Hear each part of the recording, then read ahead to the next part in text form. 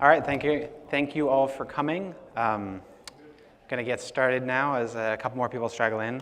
Appreciate everyone coming to this. My name is Sven Mawson. I'm going to be talking to you about optimizing your code, and in particular about optimizing API access to Google's APIs. So we're not going to cover all of optimization. That's a pretty wide topic. There's a lot of interesting talks at Google I/O to go learn about such things, but I'm going to be focused really on what you can do with the features that we provide as part of the APIs to make your life much easier and make your code run a lot faster. And again, you can use the hashtag #IO12 to discuss this talk. All right, so why would you be interested in optimizing your API access? Well, why are you interested in optimizing your code in general? If you're a web developer or a mobile developer, you're probably well aware of the limitations of those platforms in terms of some of the CPU constraints and some of the bandwidth constraints. So you really want to make your code as fast as possible to make your user experience better. So speed really is one of the features of your applications. It's not an afterthought. It's actually one of the prime, most important features. And we at Google especially know this. You're all familiar with how fast Google Search is. We put a lot of effort into that.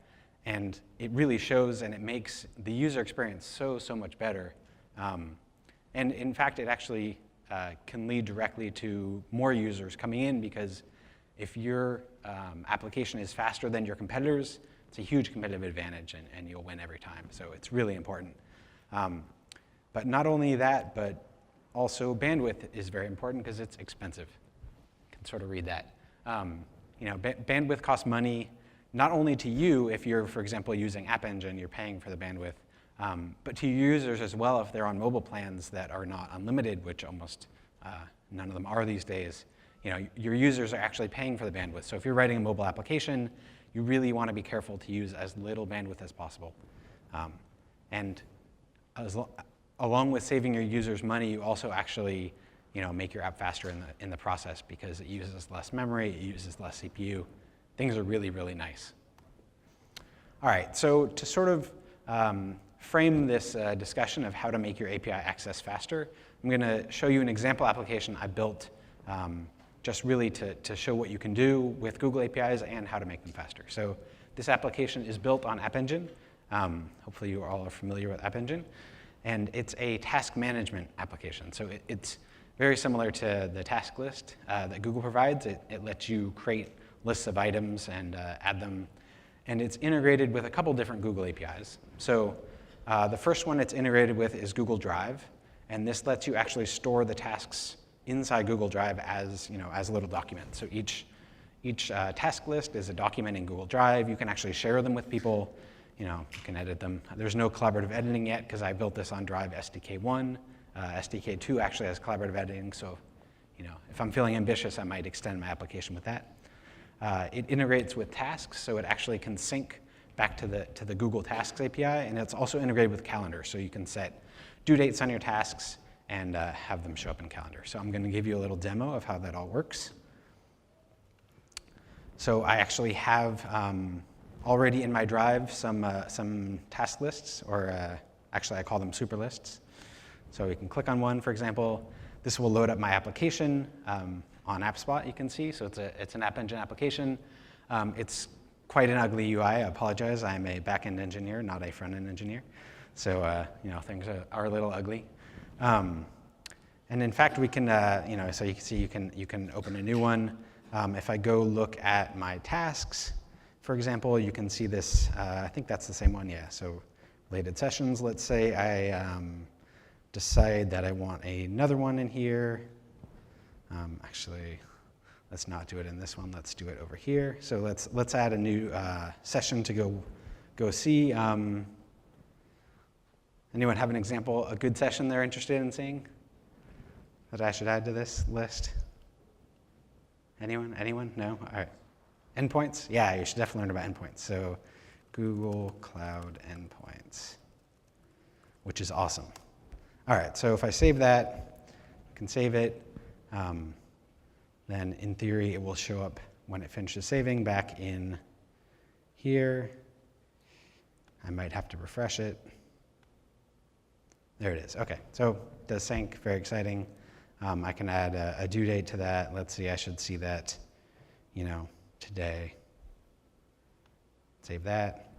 And in theory, this will, of course, save it to calendar. Things sync, things take time. There it is. Voila. OK, so you've seen the application. It's very exciting. It's integrated with those various systems. But it's not that fast, so we're going to make it faster. First, though, I'm just going to go through some of the code so you see sort of the starting place. And then from there, we'll work towards actually making it move along quickly. So the first thing I'm going to talk about is really, really briefly authentication. There are many talks about authentication. You all know it's sort of a pretty painful subject. I cheat by just using the code that the Drive team already wrote for me. So on the Drive documentation site, there's an example in Java called Dr. Edit that does the Drive authentication basically for you. I just pulled that code in. You create it. You call get active credential, and you're done. You don't worry about anything. So it's very simple. I recommend checking that out if you're doing a Drive app. Make your life much easier. OK, so let's say we have that. How do I actually call the Drive API? Right. So it's actually very easy, and should preface this by saying that all of the examples are going to be using the Java client library for Google APIs. Most of this is applicable to other client libraries as well. The Java client is sort of the farthest along with the performance features, so I'm going to focus on that. But if you're using a different library, different language, don't worry, we have you covered.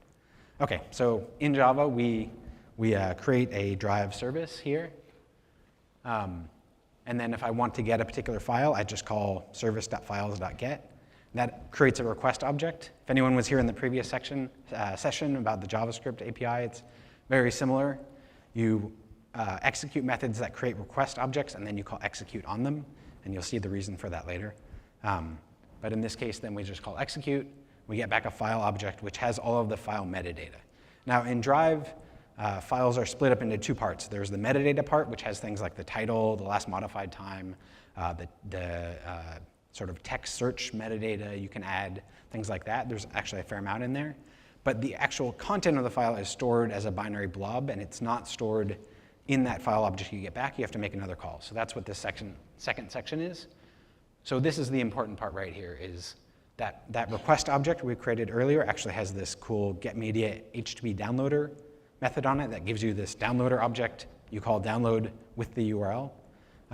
In this case, the URL that we're using is from that initial request. So the way Drive works is to get the content, you first have to get the metadata, which includes a link to the content. And that's sort of a secure link. So you have to do it that way. You have to do 2 requests to get it. And then in my application, I'm storing this as a JSON blob, so it's just text data. So I create a string from the bytes, because the Drive API doesn't know what you're going to do with it, right? It could be an image for all it knows, right? OK, so that's Drive. What about the other APIs? So the next one I integrated with was task list. One of the things I didn't show you in the very quick demo there is that you can actually take one of my super lists and just create a task list from it. So here's how you would do that. You just create the object. Well, first you do the same kind of thing. You create the task service. It's identical to Drive, just a different name. Then you create a task list, set the title, call tasklist.insert right here. And you give it that task list. And again, it creates a request object. You call execute on that. And it gives you back your result. And we actually need the result because we're going to insert a bunch of items into it. And to insert the items, you need the ID. And the ID you got back from that first request. So pretty standard. You create tasks, call insert, give it the ID and the object. It gives you back the inserted one. It actually gives you back the request to insert it. You execute that. It gives you back the inserted one. All I care about is the ID, because I'm actually going to do sync. So I need the IDs to do the synchronization. So I keep track of that in item.taskID. Very simple, not too exciting. Similar idea with calendar. You just create a calendar service. You call events.get. In this case, I'm going to use the user's primary calendar. I don't feel like putting up a picker to let them choose which calendar to use. I just always use the primary one. Save myself some effort. And in this case, we're actually doing a sync. So I want to get the existing calendar event to figure out its due date and title to see if I need to update them. So first I get them all, and then in a loop I go over them and update them all. All right, so that's sort of the code of how the application works, but again, what we really care about is making this fast, right? So the first thing, if you're ever trying to make an application fast, is understand where it's slow. So we've all heard optimization. Early optimization is the root of all evil. I think a more appropriate term would be optimization without profiling is the root of all evil, right? If you're spending all of your time on optimizing 10% of the actual time spent by your application, you're not going to make any big gains. So we really need to know where's our time being spent so we can actually upgrade things.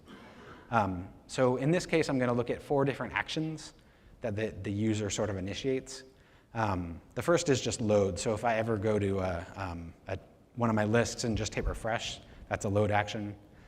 You can see on here I'll actually show you on this. If I just hit refresh, that's a load, and the metrics in the right-hand side there are all my information about what took time, right? So I'll talk about that now. The other actions are saving and then syncing to tasks and syncing to Keller. So we have our actions, and then we also have the things that we're actually measuring. So for this talk, we're going to focus on both speed and bandwidth. So latency, how long the actions took, and bandwidth, how much of the wire did it actually use up. And for the bandwidth, we're actually only going to look at response size. There's a lot more things you could look at, but just to keep things simple for the sake of this demo and talk. All right, so how do we actually do this? Who here is familiar with Guava for Java? Anyone? OK, you all should go get familiar if you're Java engineers. Get familiar with Guava, it's awesome. Guava is a set of libraries that Google provides. It's sort of the best of. You could think of it as the greatest hits of internal Java development at Google. I don't just say that because my name is on some of the code, because it's actually really cool. My name is not on Stopwatch, which I'm using here, but Stopwatch is awesome. It's it's really just a very easy way to do timing. So you create a stopwatch, you call start, you call stop, and it has this really nice 2-string method that you just give it. There's actually a default of 4, but you can give it the number of significant digits, and it'll print it in an appropriate unit based on how long it took. So if it was in millisecond range, it'll say 10.56 milliseconds or whatever. If it was in seconds, it'll print in that. If it's in minutes, it'll print in that. You don't have to write that code that I'm sure all of you have written, where you take a timer and you're like, okay, is it less than 1,000? Is it, and you try and figure out what it fits into. That's all taken care of for you. And I put it into this metrics map that you saw on the right-hand side. I had all those metrics, and I'm just printing that out through the side channel there, just to make my life a little bit easier. If you were doing this in sort of, more of a real application, you'd probably log this somewhere that you can then analyze it in more detail later, or use something like analytics. OK, so that's latency. Bandwidth, as I mentioned, I'm only looking at the response sizes. And in fact, I'm only looking at the response bodies, just to make things much simpler. The part of the reason for this is the application is a App Engine app that's talking to Google APIs. So there's nowhere in that interaction for me to insert myself.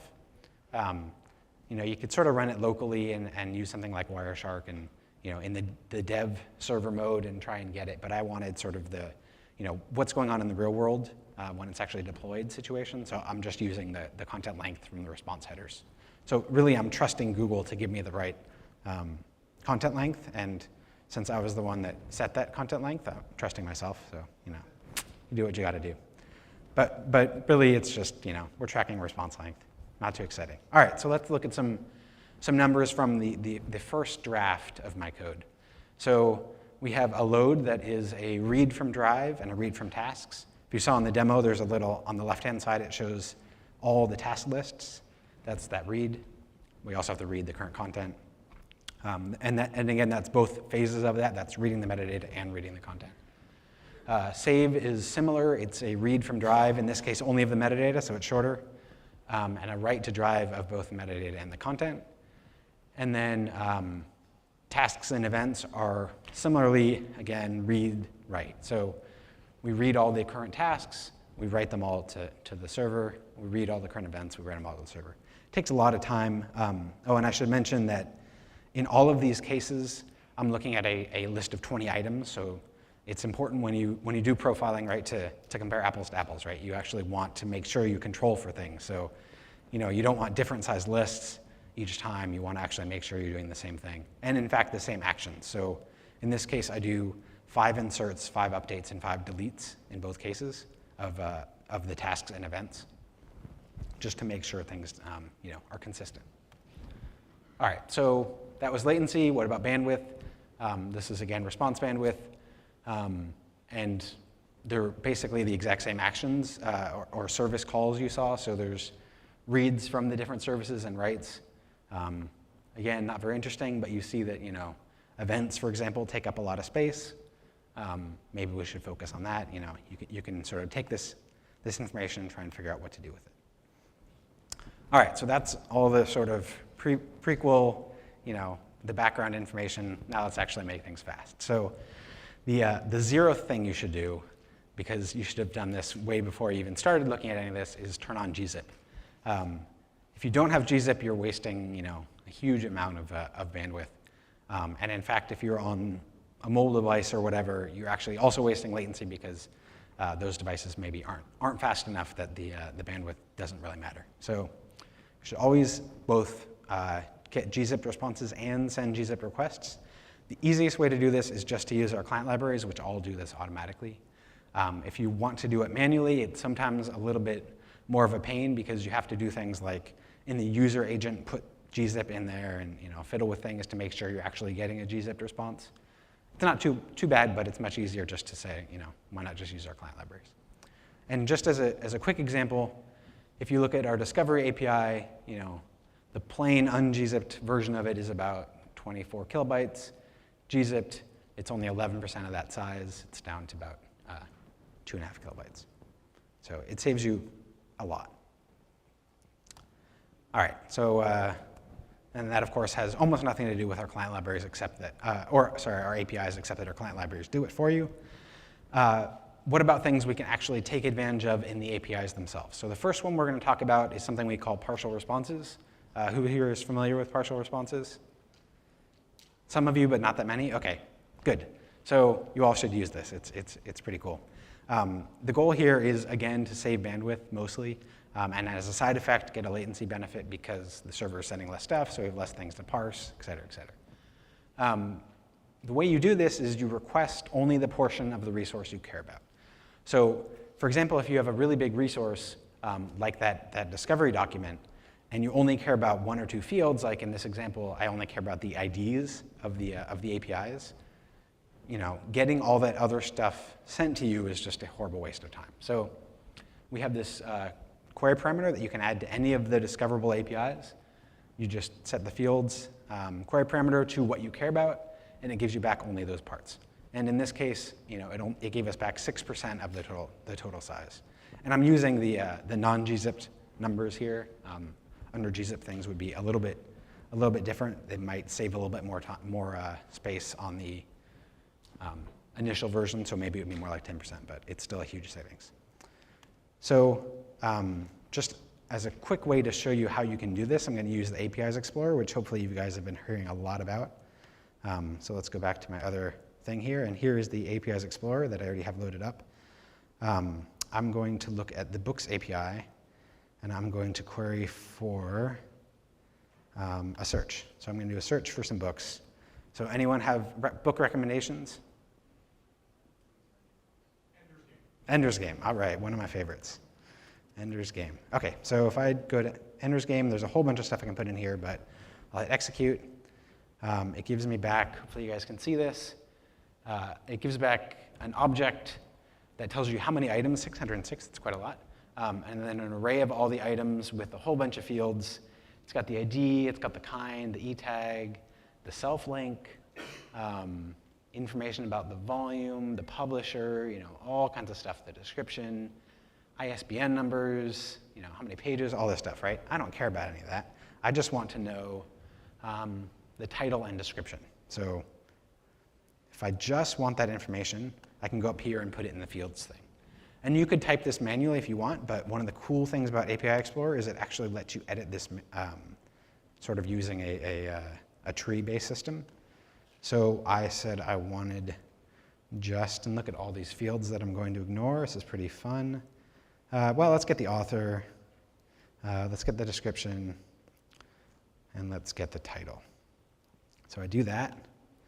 It creates this nice string for me that has all the fields, and then if I execute that, the result is much, much smaller. So you just have, just the things you care about, right? The title, the authors, the description, much, much smaller request. Makes things nice. All right. So now I'm going to show you how you actually add that to your Java code here. And this is very similar for other API client libraries, but in the Java client library, remember that, that request object I was talking about? Well, every single one of those request objects has a setFields method. So you can just call setFields on that request object before executing it, and it'll do this for you. So in this case, for Drive, I want the title, the download URL, that was the one to figure out how to get the media, and then I want to know what access the user has. So I can, if I shared it with someone and only gave them view access, when I get back into my application, I don't want to let them edit it, right? I want them just to be able to view it. So I get that back, and then I execute it. For tasks, it's very similar. When I inserted it, the only thing I needed back from the insert was the ID, so why not just get that? Whoa, sorry about that. I shouldn't try and scroll with the 2 fingers. All right, so, and again, you can see down here, the same kind of thing. I just want the IDs back to store them for syncing, so much nicer. All right. With Calendar, this is actually a little bit more interesting situation. I'd like to be able to set the fields up here when I am looking up the events, so I can get only the fields I care about. But the problem is, I'm going to update these. And if I only got the fields I cared about, that would mean I would be, in effect, deleting the things I didn't care about, which isn't what I want. So I actually have to get everything. So I can't do a fields call here. Instead, I get the whole object. But when I actually update them, at least I can only request the ID. I don't have to request everything. All right, so what does this do for us? Well, latency-wise, not a whole lot. It actually, there's a little noise in here, so basically it's the same thing. Latency didn't really affect. And part of the reason for this is App Engine making a call to a Google API. So from App Engine in Google's cloud to an API in Google's cloud, we have quite a lot of bandwidth. So it doesn't actually make much of a latency difference. If I had an example on, say, a mobile application, this might actually be a bigger difference here. But where you can really see the difference is when we look at the bandwidth used. So load didn't reduce that much because I actually have to get back that whole object from Drive, the media. But on save, I used to get back this huge document of the result of saving, which I didn't care about. I just wanted the ID, so just getting the ID cuts that way, way down. Similarly with tasks and with the events, that initial read, unfortunately, I can't do anything about. I have to get the whole object, but then when I write it, I can basically ignore the result and save a lot there. So, cut it by maybe a third in both of those cases. Okay, so I keep mentioning that on these update cases, these sync cases, when I read and then write, I have to read the whole object. Well, not so fast. We actually have a solution for that. So we call this patch. So rather than doing a put where you update the entire resource, you do a patch of just the things you care about. And this does 2 things. 1, it reduces the upstream bandwidth that you're sending to the server. And 2, it actually lets you, when you're doing that read, modify, write cycle, only read the things you want. So it actually reduces your read bandwidth as well. So it saves on both sides. And again, we're saving bandwidth, which we're hopefully saving latency, although in the App Engine to Google API's case, not so much. All right, so the only difference actually for Google servers is you send a patch verb instead of put. And in the client libraries, this will be a patch method instead of an update method for the ones that support it. So I've just put in a couple examples here of what this looks like from sort of an HTTP perspective. If I was updating a task, normally I'd have the entire thing, even though all I'm doing is changing the title. If I use patch, though, I can just send that little bit. And it's only 8% of the size, so it actually lets me cut out quite a lot. All right, so how do we actually do this? Well, it's again, very, very simple.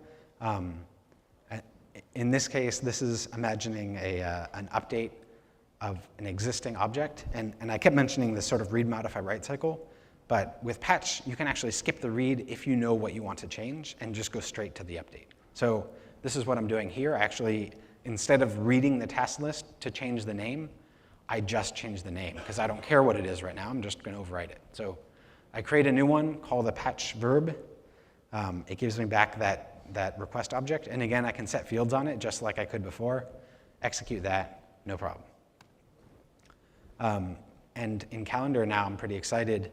I can set that fields thing I couldn't set before. So I set the fields I care about, and then I call patch instead of update. And everything else is just sort of magic. OK, so does this help our latency? Unfortunately, not so much. We're in App Engine. Bandwidth isn't helping. But it does cut bandwidth in those last two cases. So when we were reading all those tasks and getting all that extra information, we can cut that out. And even more so with events. Calendar is sending us all kinds of stuff we don't care anything about. So we just throw that away. And in fact, we actually ask the server to throw it away for us, save some time. So we get quite a bit smaller. It's actually less than half the size, right? So save a lot of bandwidth there. All right, so that was patch. The last thing I'm going to talk about is actually doing something about this latency problem. So we haven't really been helping our latency with all these. One of the things my app does that's probably not that really smart is it's executing all these things in serial. So for example, if I have, I'm updating 15 calendar events, I'm updating 15 tasks, I'm updating a drive, metadata, I'm doing all these things, and I'm actually doing them in serial. So I'm executing one, waiting for it to return, executing the other, waiting for it to return. Not the smartest way to write an app, but actually getting around this is kind of a pain. You have to, spin up some threads, make everything asynchronous, maybe start throwing in some futures. You have to do, a lot of work to make your life easier, to make your life faster, I should say. And instead, we'll do that for you. So we have a feature called batch on all of our APIs that lets you send all of your requests at once, and we'll execute them for you and send them back to you. And in fact, you can actually send these on multiple APIs at once. So you can actually send that request to Drive, to Calendar, and Tasks all at the same time in a single batch, and it'll just work. It's very cool. And the way this is done at the HTTP level is through multi-part mixed. So you have a single HTTP request. It's a multi-part. Each of those parts is actually another HTTP request. So you just sort of put them in a big payload and send them off. The client library hides all this from you, so you don't have to worry about it, but that's how it actually happens on the wire. The server does the parallelization for you, so you don't have to deal with threads and asynchronous requests and all that. You just send it up. Sorry about that. There is a slight bandwidth cost for this because of that envelope I was talking about. So you have this big multi-part request. You have that outer multi-part sort of envelope for it, and then you also have a little envelope around each object for the wrapping it as an HTTP request. Very slight cost, and you'll see that actually in the numbers. The latency from this is actually pretty variable. It depends on what you were doing before. So if you were doing what I was doing and just executing these in serial, it's going to be a huge win for you. If you already were doing all this parallelization, it may or may not be a win for you. It actually depends on the API. Some APIs, for example, tasks, as you'll see, actually locks its resources. So if you're editing a task list, you can only execute one operation on that at once, and it actually locks it. So if you tried to do them in parallel, in fact, it would be serial. You just wouldn't see that. It would be serial on the server. One would have to wait for the lock to free to do it. So if the API actually supports making that faster, which in fact Task doesn't, but Calendar does, that you'll see, it can be a big win. So we do recommend using it even if you've already done all the hard work of parallelization on your client. It's probably better to do it on the server. OK, so how do you actually do this? Again, it's pretty simple. And you may have seen this in some other talks. Rather than executing each of those request objects that we've been creating, you add them to a batch. So the way this works, you create an outer batch. In this case, I'm using the Drive service to do it. It actually doesn't matter what service you use. They're all the same object. So we just call drive service.batch. It gives us back a batch object. And then we queue it up. So we have this get file we call queue. We give it the batch to add itself to. and we give it a callback. And to make my life a little bit easier when I built this, one of the things you may or may not have seen in that sample application on the bottom left, here, I'll actually show you it. On the bottom left of it, you can actually choose what features to enable. In a real application, of course, you'd always have all of these on because I'm teaching about how awesome they are. But to make it easier for me to actually test things, I had to be able to turn these things on and off, which complicated the code quite a bit. One way I uncomplicated that for myself is creating this, this callback, and I'll show a slide with that next. But then once you have all these queued, it's really simple. You just call execute, and that execute call is synchronous, and we'll execute it. And it'll actually, that call will not return until all of the callbacks have been executed. So you execute it, all the callbacks happen. So the way I made my life easier here, this feature callback, and I'm actually using, again, 2 features out of the Guava libraries. So there's something called settable feature that does have my name on it, and also listenable feature, which I also wrote. So a little plug for myself there, but I use what I know, right? So I made these things. You don't actually have to get this complicated. The actual callback methods are very simple. There's an on success and on failure. So you could do the code here that deals with it. You could use for example, like atomic reference or something, or even like just an array or a volatile field or whatever, just to pass the data back. And then on failure, I'm doing the really stupid thing of just throwing a runtime exception. You'll probably want to handle these a little smarter. Maybe if there's multiple errors in the batch, handle them in a somewhat intelligent way. Maybe display them all to the user. I just throw the first one because it's a demo. All right, so that was a quick segue on features, but let's get back to the actual code. So again, with tasks, very simple. We just queue things in a batch. And here I'm using that batch I created earlier. I don't need to create a new one. I can actually queue them all up. You just queue up that, and then we queue up these. And yeah, I'm actually not showing here that, in fact, you needed to execute this. We'll see it on the next one. Yeah, this one has the example. So if you're doing something like you're inserting a new task list, and then you need that ID to do more work, well, you can't do those all in one batch. So you have to sort of do a first phase where you execute that first thing to get back the ID, you read that, and then you use that to queue up the next ones. So you have to do two phases instead of being able to do it all in one. There's not really a way around that without a complicated sort of forwarding language that we don't have. But the way you would do this is, you just queue up the first set, execute it, create a new batch, queue up the next set. Pretty simple. All right, so how about this? Did this help us? Well, yes, it actually did. And mostly it helped with calendar. So on load, as I sort of mentioned earlier, with the Drive API, you need to do a read from Drive to get the metadata, to get the URL, to download the file. So you have to have 2 requests. So we used to have 3 requests. These were the Drive ones, and this one was the called the tasks. Well, I got rid of the tasks one, but that wasn't that big a savings. So it sped things up a little bit, but not too much. Same kind of thing with save. I was doing a read and write. I still need to do the read and write, so don't save much. Tasks is interesting because we would have thought that this would be a big win, that instead of doing all these in serial, I'm sending it in one big batch. But as I mentioned, some backends don't actually support sort of fast batch yet. So what this is actually doing on the server is putting them all in parallel to the tasks API, which then is blocking all of them except one at a time because it can only write one at a time. So kind of annoying. I actually talked to the task team about trying to fix this because it annoyed me. So if you guys notice this on any APIs you're using, which hopefully you won't, but if you do, let us know and we'll try and get that team to implement a faster batch for you. So you can see, for example, calendar did. So the calendar events are actually batched all the way into the sort of storage layer, and so you can write to one calendar all at once, and this ends up being a pretty big latency win. Okay, so that was latency, but what happens with bandwidth? Unfortunately, Batch actually increases that bandwidth because of those envelopes I was talking about. So you can see here, especially on save, it increased it a bit, and on tasks, quite a lot. That's the response from tasks was so small that adding those envelopes to every single one of those requests ended up being a lot more. Okay, so I'm going to give you a quick demo of how this looks with everything sort of put together.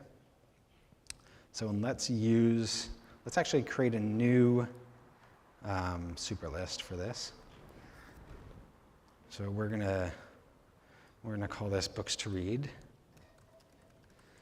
And we said that we wanted to do Ender's Game. And let's read any other books? Anyone? Come on. People like books still, right? Movies? What was that? Name of the Wind. Oh, that's a good one. Name of the Wind. I see our audience likes sci-fi things. Okay, so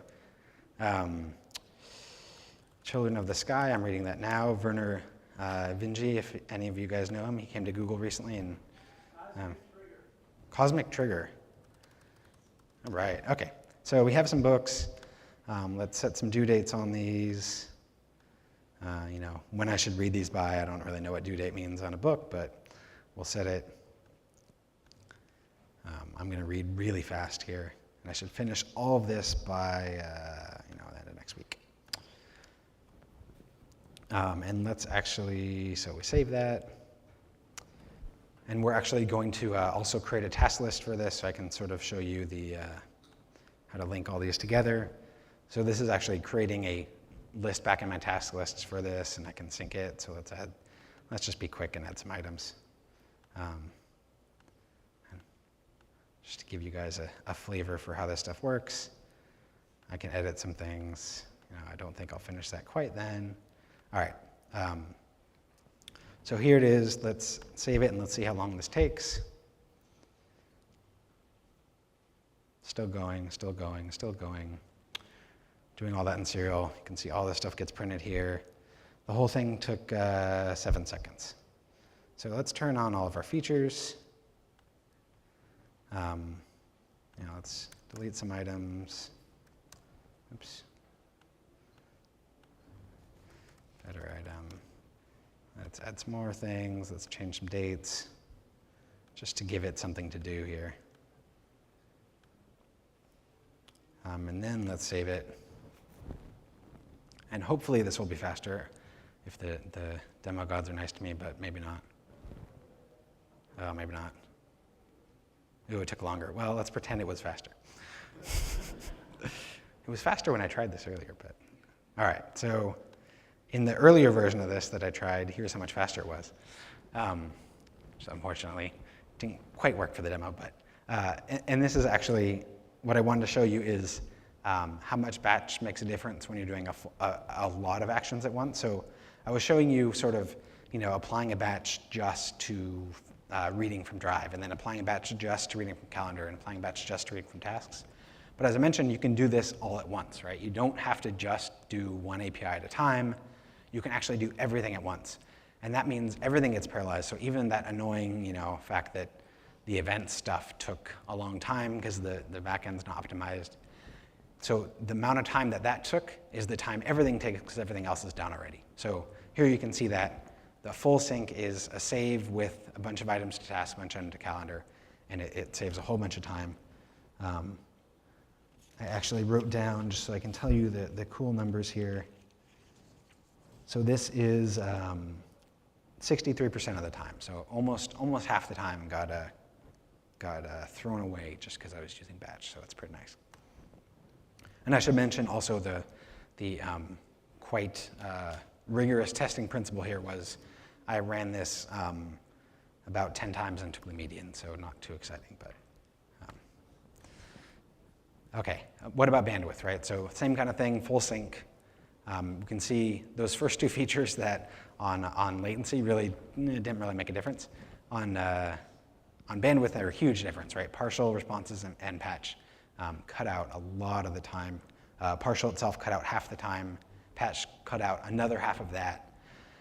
Unfortunately, the batch, we're paying a slight overhead, so in order to get that fast latency, we pay a little bit in the bandwidth. We're back up to 42% of the original, so it's still better than just partial by itself. All right, so sort of in summary, how much can you expect to save with these features? So gzip, partial, and patch, I'm all marking as NA for latency because it's really the bandwidth that may or may not save you the latency.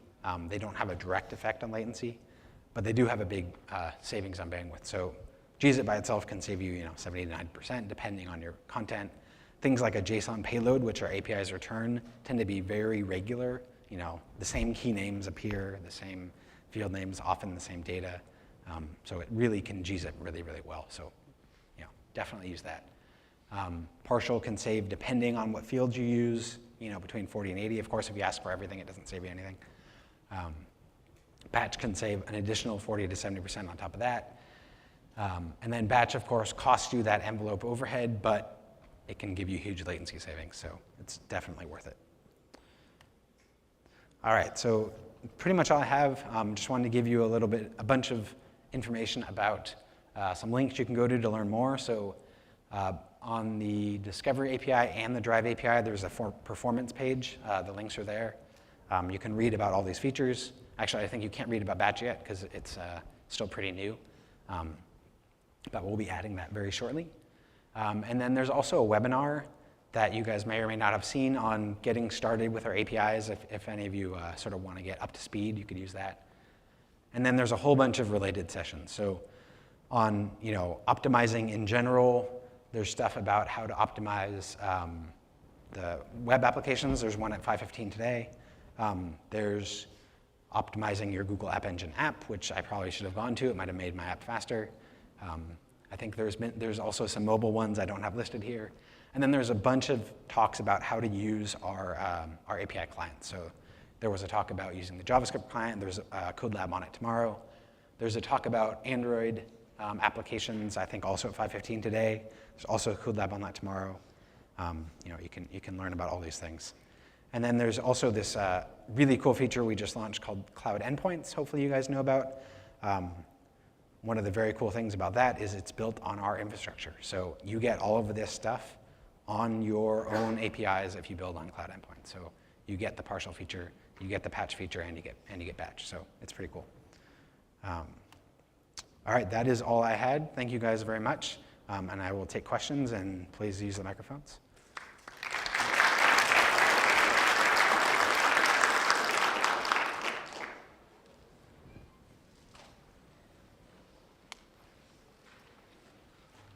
Hi. You mentioned how it'd be better to use patch instead of put. Does App Engine support patch? Because all our applications are on App Engine. So on sending a patch, you mean? Yeah. So if you use so actually I'm using App Engine, Okay. and I'm doing that in these. Okay. So hopefully you use our client libraries, which will do it for you. Okay. That said, the way the client library is probably doing it, I'm not 100% sure on this, is we have a header that you can override the HTTP method in case the environment you're using doesn't support it. Okay. So it might be doing that, but yeah, our client libraries will do that for you. Okay, thank you. Hello. You said we should ask for to compress the responses, right? At some point, I guess we need to uncompress them. Don't we lose time when we do that? Right. So the CPU overhead of gzip. Yep. So yeah, I skipped over that part. Yes, there is a CPU overhead of gzip. Devices are so fast these days; it's almost non-existent. I mean, I would measure it, right? The rule number one of performance is always measure. So, test it out and see if gzip, depending on the exact device you're targeting, if it makes sense. Our client libraries enable gzip by default, but they actually have an easy way to turn it off if you do need to turn it off. But I would say don't turn it off unless you have strong evidence that it's causing a problem, because it'll actually save a lot of time. Thank you. Yeah. Any other questions? All right, you all have extra time.